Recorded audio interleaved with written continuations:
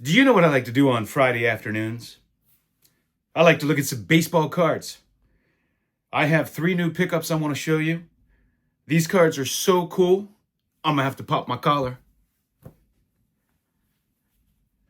Those of you who grew up back in the 80s, you remember we used to take our polo shirts and have our moms starch them so they would stay up and all the collars were popped.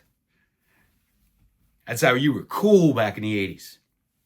So we're going to pop the collar for these.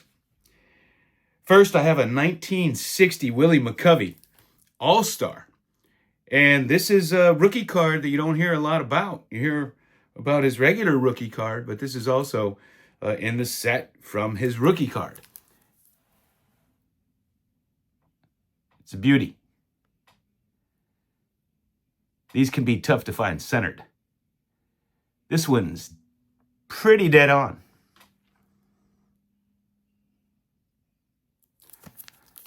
Man, I miss the old backs of cards, don't you? Here's a 1952 Bowman. I always called it Bauman growing up. And I know there's a expert on leaf cards who wrote a book, and he calls them Bauman too. Does anybody know the correct way to pronounce it? Monty Irvin.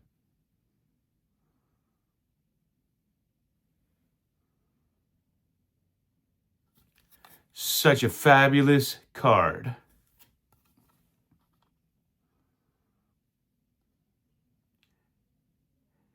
Really great for that number they slapped on it. Look at that baby. Just some rounded corners. You guys always like to talk about that stuff. Man, I like my vintage to look vintage, don't you? The high vintage, I assume, had some Kurt's card care kit on it. All right, this is a special card because it's from 1961. It's a Roger Maris Bazooka.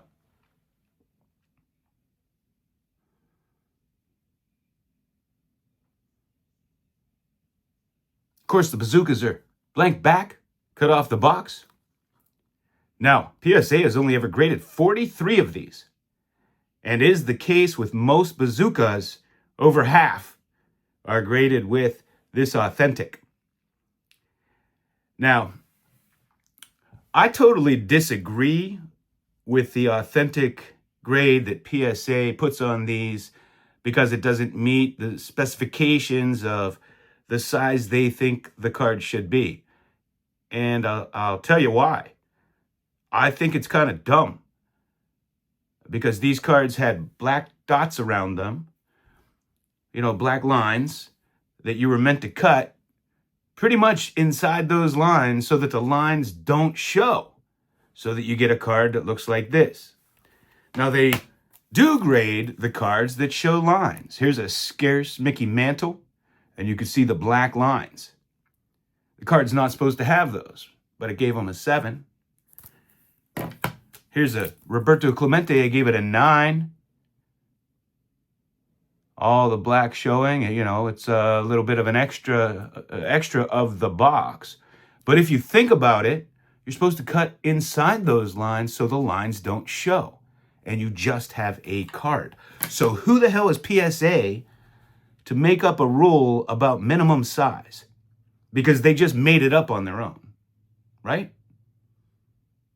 There's no book out there. There's no expert like Victor and rookie cards on what size cards should be, especially hand-cut cards. Hand-cut cards, you're grading a hand-cut card, which is totally subjective. Now, I wouldn't give this a high grade because it's not cut super clean, as you could see. A little bit of an angle there. But come on, you're supposed to cut inside the lines. We learned this in the first grade. You cut inside the lines. You don't show the lines when you cut something out.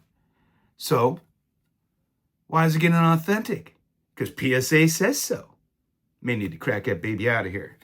Put it in a nice Mag Pro. 1961.